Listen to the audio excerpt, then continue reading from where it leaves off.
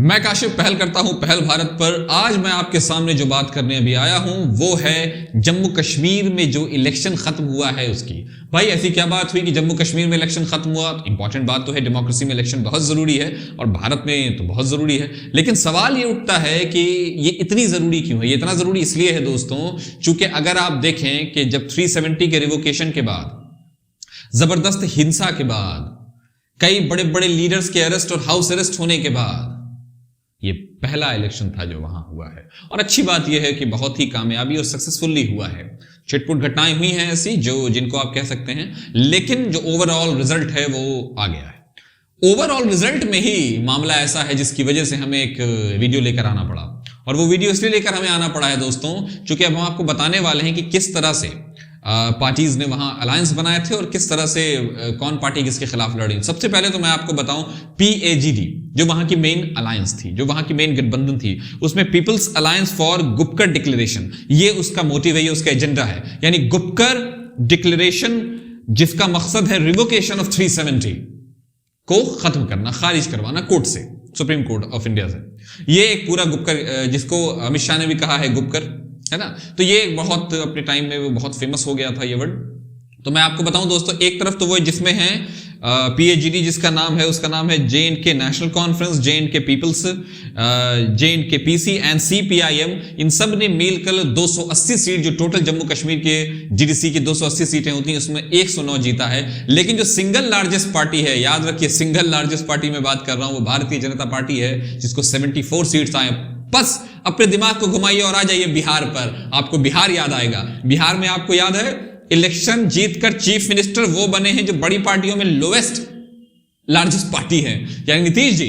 और जो single largest party है वो बाहर बैठे हुए हैं, रोड पे धरना दे रहे हैं, है ना। तो वो एक, अगर आप इस चीज से मिलाएं, वैसे तो दोनों में वो एक असेंबली इलेक्शन है और एक DDC का इलेक्शन है, लेकिन अगर आप इलेक्शन को देख सकते हैं, अगर आप इलेक्शन को डेमोक्रेसी का एक रूप मानते हैं, तब मैं आपको बता रहा हूं कि आप बिहार में देखिए कि बिहार में वो पार्टी बाहर, लेकिन उल्टा हो गया है। BJP सरकार में है यहां हमारे बिहार में, लेकिन कश्मीर में वो एक पार्टी सिंगल लार्जेस्ट है, लेकिन जो दूसरी सीट्स हैं वो 109 जीतकर 280 में से सिंगल लार्जेस्ट अलायंस बनी हुई हैं। तो इसी तरह की चीजें, जो ये मल्टी पार्टी सिस्टम्स होता है या अलायंस सिस्टम होता है, उसमें ये मामला हो जाता है। अब हम आते हैं कुछ ऐसी चीजों पर कि भारतीय जनता पार्टी ने कहा है, जरूर ही कहा है कि अगर हमारा जो वोट परसेंटेज है वो बहुत बड़ा है, इवन कि लगभग उन्होंने 50% तक का दावा किया है कि पूरे, लेकिन अगर आप उसको अगर सिर्फ और सिर्फ अर्थमेटिकली देखेंगे, मैथमेटिकली देखेंगे, तो आपको वो सही लगेगा। लेकिन मैं आपको बताऊं, और अगर क्विंच के इंफॉर्मेशन को भी हम हवाले में ले लें, तो हमें ये समझना पड़ेगा कि नहीं, ये पॉलिटिकली इनकरेक्ट स्टेटमेंट है।